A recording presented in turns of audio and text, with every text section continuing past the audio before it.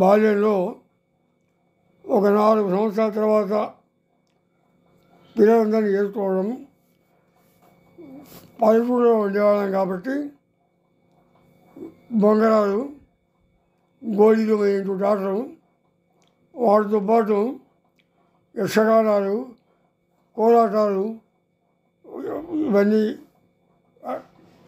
ఊళ్ళో జరిగే వాటిని చూసి అనుకరణ పిల్లలందరినీ వెంబడి చేసుకొని ఏం చేసేది విద్యాభ్యాసం. ఆ రోజుల్లో మా ప్రాంతంలో అంటే ఈ తెలంగాణ ప్రాంతంలో ఉర్దూయే ప్రధానమైనటువంటి పాత్ర. అందువల్ల ఊళ్ళో స్కూల్ ఏమన్నా ఉన్నది అంటే ఉర్దూ మీడియమే. దానికి కోసం ఊళ్ళో ఇంత చదువుకున్న వాళ్ళు ప్రైవేట్గా వచ్చి వాళ్ళు చెప్పేవాళ్ళు. ఆ రకంగా ఊళ్ళో 8వ తరగతి దాకా విద్య ఉర్దూ పంతుల దగ్గర చదువుకున్నాం. ఆ తర్వాత నిదానంగా బూరుగ రామకృష్ణారావు మంత్రివర్గం అయిన తర్వాత మొత్తం తెలుగు మీడియం. అప్పుడు తెలుగు మీడియం అయినప్పుడు 10వ తరగతి దాకా అక్కడ చదువుకున్నాం. 10వ తరగతి తర్వాత హైదరాబాద్ వచ్చి సీతారాంబాబు సంస్థకాల చదువు చేరినాం. అక్కడ ఎంట్రన్స్ వరకు అంటే ఒక 6 సంవత్సరాలు చదివి సంవత్సరం చేసుకొని ఆ తర్వాత తిరుపతి పోయినాం. తిరుపతి పోయి అక్కడ విద్వాన్ ఎందుకంటే తెలుగు మీడియం అయింది కాబట్టి తెలుగు పండితులు అవసరం అవుతారు కాబట్టి తెలుగు చదవాలనే పద్ధతిలో సంస్థతో పాటు తెలుగు విద్వాన్ పరీక్ష అవన్నీ కూడా చేసుకున్నాం. ఇది విషయాల కింద విద్యా విషయం కింద లెక్క. ఇకపోతే గురువులలో చిన్నప్పుడు వైష్ణవం కాబట్టి సంధ్యావందనం వైనటువంటివి వాటితో పాటు వైదికం పంచసూక్తాలు ఉపనిషత్తులు మొదలైనవన్నీ కూడా ఇంట్లో చెప్పుకున్నాం. మేము తల్లిదండ్రులు చెప్పారు. వాళ్ళు ఇక అక్కడ పాఠశాలలో పోయినప్పుడేమో పంచకావ్యాలు అవన్నీ సంస్కృతం, దాంతోపాటు మనకు వృత్తి విద్య అంటే పౌరాత్యానికి సంబంధించినటువంటి విద్య కొంత ఉపనిషత్తులు అనేటువంటి కూడా అది చదువుకోవడం జరిగింది.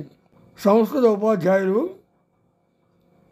గొప్పూరు శేషాచార్య గారు, తర్వాత టిఎన్సి నరసింహాచార్య గారు, ఆయన తిరుపతిలో ఉండేవారు. ఈ సీతారాంబాబు ఉండేవాడు. వాళ్ళిద్దరూ సంస్థ పోయినటువంటి గురువులు. ఇక తెలుగుకి వచ్చేప్పటికీ అనుమల వెంకటనారాయణ, తర్వాత ఆయన ఇంగ్లీషు చెప్పేవాడు, అట్లాగే చరిత్ర అది చెప్పేవాడు. ఇక మిగిలినవన్నీ కూడా మామూలుగా చదువుకోవడం వచ్చు కాబట్టి పుస్తకాలు ముందు వేసుకొని చదువుకోవడమే, తెలియకపోతే కూడా అడగడమే. తర్వాత ఉద్యోగానికి వచ్చేప్పుడు ట్రైనింగ్ లేకపోతే దొరకదు అన్నారు. ట్రైనింగ్ కావాలంటే ఎస్ఎస్సి మినిమం చదివి ఉండాలి. కాబట్టి ప్రైవేట్గానే ఉద్యోగం చేస్తూనే ఎస్ఎస్సి పరీక్ష పాస్ అయినాను.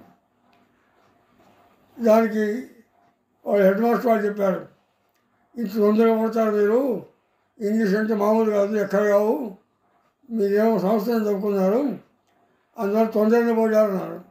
నేను చెప్పినాను అట్లా లేదండి, చదువులకు శ్రద్ధనే, మీరు నాకు పర్మిషన్ ఇవ్వండి, అప్లికేషన్ పంపించండి, ఆ తర్వాత నేను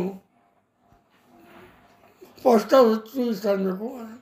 సరే ఆ పద్ధతి కానీ 3 మాసాలు ఎస్ఎస్సి, అందులో ఆప్షనల్ సంస్కృత్, ఇంగ్లీషు, లెక్కలు, సైన్స్ ఈ 3 స్కూల్లో ఉండే టీచర్ తోటి చెప్పించుకొని ఇంటర్ అయినప్పుడు సెలవులు వదిలాడు. అది కూడా పర్సెంట్ అట్లా ఇంట్లో ఫస్ట్ క్లాస్ రావడానికి కారణమైంది. అది అయిన తర్వాత డిగ్రీ ఈ విద్వాన్ మరి చేసినప్పుడు ఉద్యోగం వచ్చినప్పుడు ఇంగ్లీష్ లేకుండే కుదరండి అన్నాడు. మరి ఓరియంట్ మాట్లాడలో ఇంగ్లీష్ లేదు, హిందీ లేదు. తర్వాత వచ్చింది. ఆ వచ్చిన ఇంగ్లీష్ అయినా కూడా పార్ట్ 1 మాత్రమే. పార్ట్ 1 అంటే 2 పేపర్లు ఉంటాయి. ఆ 2 పేపర్లు చదవాలి. ఆ 2 పేపర్లు ఆ ఇంగ్లీషు అభ్యాసం మాకు ఎట్లా అంటే మొదలు చూసి రాత స్పెల్లింగ్ కోసం, ఆ తర్వాత చదివేటప్పుడు స్పెల్లింగ్ సరిగ్గా వస్తుందా లేదా అని చూడుకోండి. అంటే ఇవి 2 కూడా చూసుకొని చదివితే 4 మాసాల్లో ఇంగ్లీష్ కూడా స్వాధీనమైపోయింది. ఇక ఆ తర్వాత ఇంగ్లీష్లో ఎక్కువ పని లేదు. ఎంఏ దగ్గరకు వచ్చేప్పటికీ ఇంగ్లీష్ కొంచెం అవసరమైపోయింది.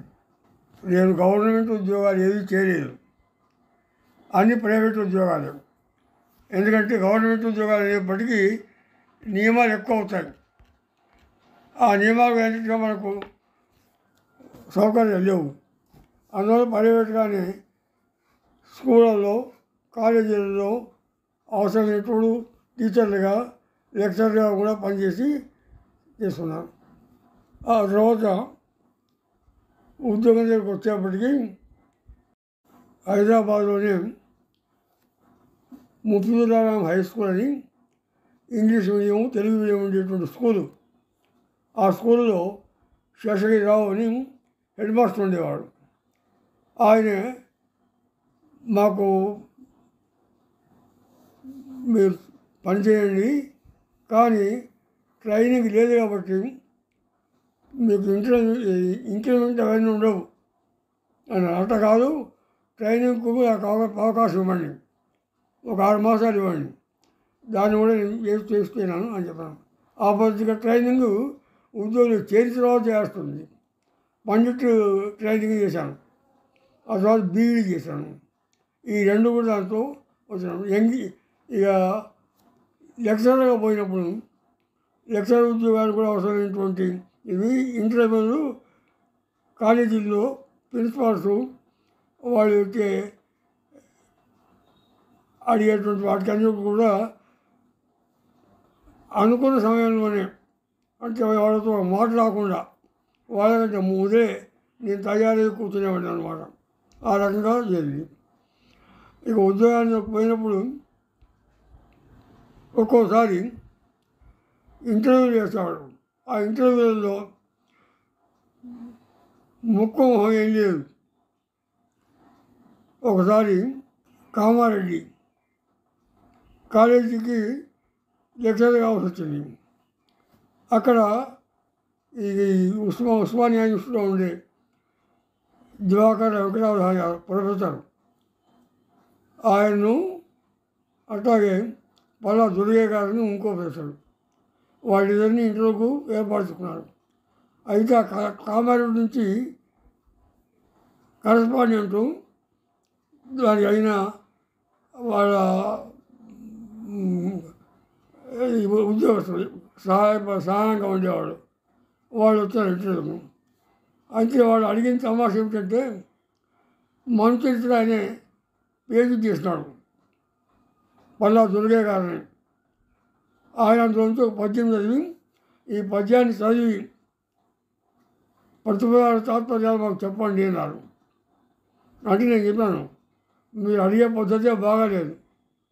ఏమిటంటే ఆ పద్యంలో మీకు ఇంట్రెస్ట్ ఉండొచ్చు, అందువలన మనుచరిత్రలో ఆ పద్యం మాత్రం చెప్పారు. మనుచరిత్ర మీకు ఇష్టమైన పద్యం చెప్పండి అని అడిగితే నా ఇష్టమైన పద్యం చదివి మీకు అన్నీ చెప్పేవాడిని.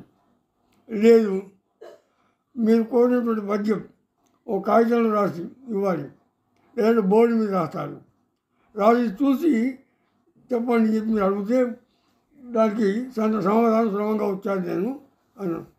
అందుకే కరస్పాండెంటు తర్వాత ప్రిన్సిపాల్ వాళ్ళు ఆయన చెప్పిందండి కరెక్ట్, అది మనం చేసిన పొరపాటు సరైనది కాదు, ఆయన చెప్పినట్టుగా మనం బోర్డు నుంచి రాసి పెట్టినా లేకపోతే కాగితం మీద రాయించిన లేదా పుస్తకం చేతికి ఇచ్చిన చూస్తే బాగుంటుంది చెప్పేవారు కదా అని అన్నాడు.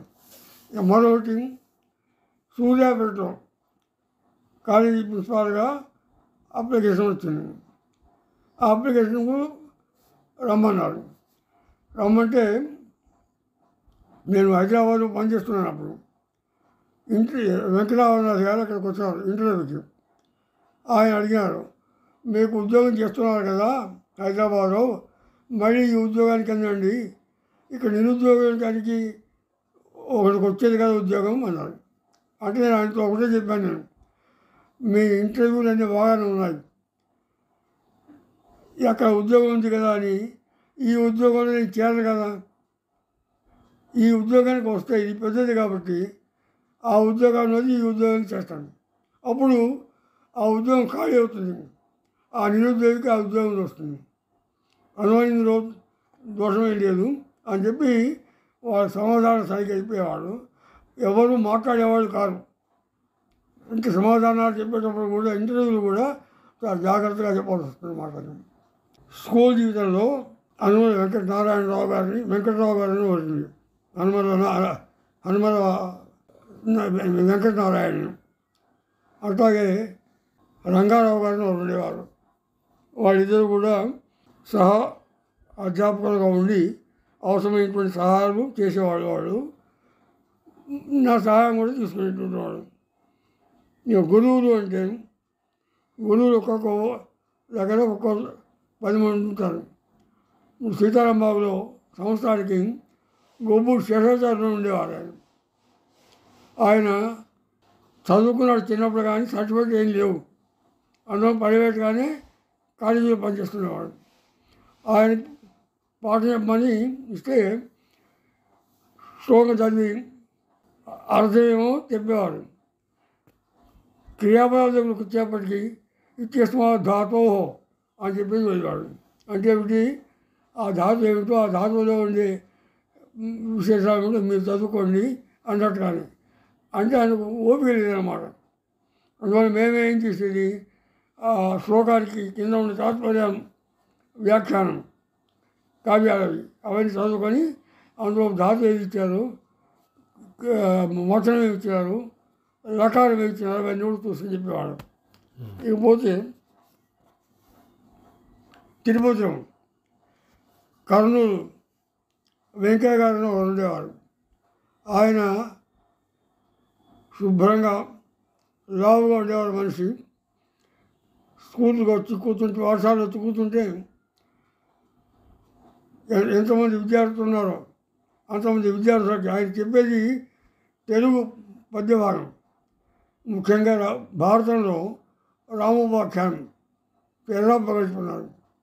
ఆ చెప్పేటప్పుడు ఏమిటి, వరుసగా 10 మంది కూర్చుంటే 1, 2, 3, 4 అది వరుస నెంబర్ పద్యాలు చదవండి అనేవాడు. అంటే మనమే పద్యం చదవాలి, పద్యానికి విభాగం మనమే చేయాలి, దానికి అర్థం మనమే చెప్పాలి, తాత్పర్యం చెప్పాలి, కూర్చోవాలి. అంటే ఆయన చెప్పేది ఏం లేదు. ఆ తర్వాత మిగతా వాళ్ళు కూడా ఇదే పద్ధతిగా, ఆ తర్వాత ఇంకో 4 ఉంటే వాళ్ళు కూడా పద్యం వాళ్ళు చదవాలి, వాళ్ళే అర్థం తాత్పర్యం చెప్పాలి, కూర్చోవాలి. అంటే ఆ అధ్యాపకుల్లో కూడా కొంతమంది వాళ్ళకి తెలియక కాదు, బతకం కూడా కావచ్చు. అయితే దీనివల్ల మనకు విద్యార్థులకు ఉపయోగం అయింది. స్వయంగా పద్యం చదువుకునే అర్థం చేసుకునే యోగ్యత కలిగింది. వాళ్ళు చెప్పినందువల్లనే వస్తుంది అనేది కాదు, అంటే స్వయంగా చదివినందుకు కూడా జరగడానికి వీలైపోయింది. అట్లా మనకు అధ్యాపకులు వాళ్ళు ఉపయోగపడ్డారు. లెక్చరర్లలో పిహెచ్డికి, ఎంపీలకు యూనివర్సిటీ లెక్చరర్స్ కావాల్సి వచ్చింది. సరే, అందులో నాయని కృష్ణకుమారి గారు, నాయని కోటేశ్వర గారు, పోతే ఇంకొక కులశేఖరరావు గారు, వీళ్ళు లెక్చరర్స్. వీళ్ళు వాళ్ళకు తెలిసినది కాకుండా తెలియని విషయాలు ఏమైనా ఉంటే మొన్న అడిగేవాళ్ళు వాళ్ళు. అంటే ఏమిటి, నేను చేస్తుంది అత్యున్నతంలో చేస్తాను, వాళ్ళేమో ఏది జానపద సాహిత్యంలోనూ మరో సాహిత్యంలో ఇచ్చిన వాళ్ళు ఉన్నారు. వాళ్ళు అడిగేవాళ్ళు, నిజమేనండి మీరు విద్యార్థి కదా, మమ్మల్ని అడుగుతున్నారు కాదు, మీ సబ్జెక్టు మా సబ్జెక్టు వేరు కాబట్టి మాకు తెలియనందువలన మేము మిమ్మల్ని అడగాల్సి వస్తుంది. ఆ కారణంగా కూడా మీరు మాకు పరోక్షంగా అధ్యాపకులైన ఈ రకంగా మనకు లెక్చరర్లు, ప్రొఫెసర్లు ఉపయోగపడ్డారు. వాళ్ళు అట్లా జరిగింది. శిష్యులు రెండు రకాలుగా ఉంటారు. ఒకటి విద్యార్థులుగా ఉన్నప్పుడు మనం చెప్పిన పనులు చేయడానికి కానీ వాళ్ళు చదువుకోవడానికి అవసరమైనటువంటి దాన్ని మన దగ్గరకు వచ్చి చెప్పించుకోవడం కానీ చేసేవాడు. అట్లా మనకు లక్ష్మీనారాయణ అని ఉండేవాడు. మరొక విద్యార్థి శిష్యులు. అయితే కాలేజీలు ఈ టీచర్లు ఎన్ని వచ్చే వరకు 100 మంది చేస్తారు కాబట్టి ఇంతమందిలో ఎంతోమంది మనం చెప్పుకోవడానికి కూడా జ్ఞాపకం ఉండదు. జ్ఞాపకం ఉండడానికి ఒకరిద్దరు అంటారు. వాళ్ళైనా మనం జ్ఞాపకం చేసుకుంటారు అంతే. మనమైనా ఒకరిద్దరిని కానీ మిగతా వాళ్ళకి కాదు. ఆ రకంగా శిష్యులు 10-12 మంది ఉన్నారు. వాళ్ళని లక్ష్మీనారాయణ అని రాదు. కొంతమంది జ్ఞాపకాలు కాదు. సాహిత్య జీవితం. సాహిత్య జీవితం అంటే సాహిత్యాన్ని చదువుకోవడం మాత్రమే కాదు, సాహిత్యంలో ప్రవేశించడం కూడా ఇట్లా జరిగింది. అది కూడా మనకు అవసరం అవుతుంది. సాధారణంగా స్కూల్ పుస్తకాలు మొదలుపెడితే కాలేజీ దాకా అన్నింటిలో కూడా పద్య భాగం, గద్య భాగం ఇవన్నీ కూడా సాహిత్యం కింద ఉంటాయి. అవన్నీ చదివేటప్పుడే మనకు వాటి మీద ఇంట్రెస్ట్ కలుగుతుంది. అట్లా సాహిత్యం మీద ఉద్యోగం కలిగి ఉంచుకున్నాము. ఆ సాహిత్య జీవితంలో కేవలం చదువుకోవడమే కాదు, ఆ చదువుకున్న దాన్ని మనం సొంతంగా రాసి ఇతరుని సంతోషపెట్టేటువంటి ఇది కూడా అవుతుంది. అయితే ఇక్కడ ఒక పద్ధతి ఉంది. ప్రేరణ ఏమిటి అనేది, ప్రేరణ ఏమిటంటే ఈ తెలంగాణ ప్రత్యేక రాష్ట్రం అయిన తర్వాత కవి సమ్మేళనాలు జరిగేవి. అందులో దాశరథి, అట్లాగే రామరాజు, 10-20 మంది లెక్చర్లు వాళ్ళందరూ ఉండేవాళ్ళు. వాళ్ళు స్వయంగా కవిత్వం రాసి ఆ కవి సమ్మేళనంలో చదివేవాళ్ళు. వాళ్ళని చూసిన తర్వాత నాకు అనిపించింది, మనం వాళ్ళ మాదిరిగా ఎందుకు చేయకూడదు, చెప్పకూడదు అని. ఆ రకంగా కవితలో ప్రేరణ కలగడానికి కారణం ఆ కవి సమ్మేళనాలు ఇవేనమాట. రచనలు ఉన్నాడు. రచనలు అంటే పరిశోధనకు సంబంధించినటువంటి వ్యాసాలు కొన్ని ఉన్నాయి. అవి కాకుండా అసలు రామాయణంలో భాషా విశేషాలని, అసలు కృతులు అని, అట్లాగే పత్రికలలో ఉపన్యాసాల్లో వచ్చినటువంటి వ్యాసాలను కూడా ఒకరికి చేసి సాహిత్యము సౌందర్యం అని పేరు పెట్టి ఒక పుస్తకం వేస్తాను. అది కూడా ఈ రచనకి వస్తుంది. అంటే ఈ రకంగా ప్రేరణ కావడం కాకుండా వాటికి ఉపయోగం కూడా వచ్చింది. అయితే వీటి వలన కలిగిన సంతృప్తి ఏమైనా ఉంది అంటారు. సంతృప్తి అంటే 2 రకాలు. ఒకటి మన కలిగే సంతృప్తి, రెండవది మనం చదివిన సాహిత్యాన్ని చదువుకున్న వాడు చెప్పి కలిగినటువంటి తృప్తి. ఆ రకంగా నా రచనని చదివిన వాళ్ళు ప్రతి వాళ్ళు కూడా, ఇప్పుడు చంద్రశేఖర్ రెడ్డి గారు ఉన్నారు, అట్లాగే నరహరి గారు ఉన్నారు, వీళ్ళందరూ తాము చదువుకున్నారు, వారు సంతోషపడ్డారు. వారు రాసినటువంటి పుస్తకాలు కూడా ఉన్నాయి. వాటికి పీఠికలు రాయమన్నారు. చంద్రశేఖర్ రెడ్డి పీఠిక దాని మీద పరిశోధన చేసి PhD చేశాడు. ఆయన దాన్ని చదివి దానిలో సంబంధించిన విషయాలను కూడా చెప్పడం జరిగింది అన్నమాట. ఈ రకంగా సాహిత్య జీవితంలో ఈ రచనల్లో ఎక్కువ రావడానికి కారణమైంది. నా దగ్గర పరిశోధన చేసేవాళ్ళు ఉన్నారు. తెలుగులో లేఖా సాహిత్యం అని, తెలుగులో ఆట, కథ, కాగితాలని వాడేవాడు. తర్వాత యక్షగానాలు, వీటి మీద వాళ్ళు పరిశోధన చేసే వాళ్ళకి నేను సహాయంగా ఉండి పర్యవేక్షణ చేశాను. అట్లా వాళ్ళందరికీ కూడా నా ద్వారా పరీక్ష రావడం. ఎన్ఆర్ వెంకటేశ్వర అన్నాడు. అట్లాగే మా పేరు ఉంది పిహెచ్డీలో 3000 పడినా, ఎంపీ పడినాడు 2,000 లేఖా సాహిత్యం ఉంటాను. అప్పుడు ఆత్మ కథ కావ్యాలు ఉంటాను. అందుకే ఆత్మకథ చరిత్ర అది 2 పుస్తకాలు. అది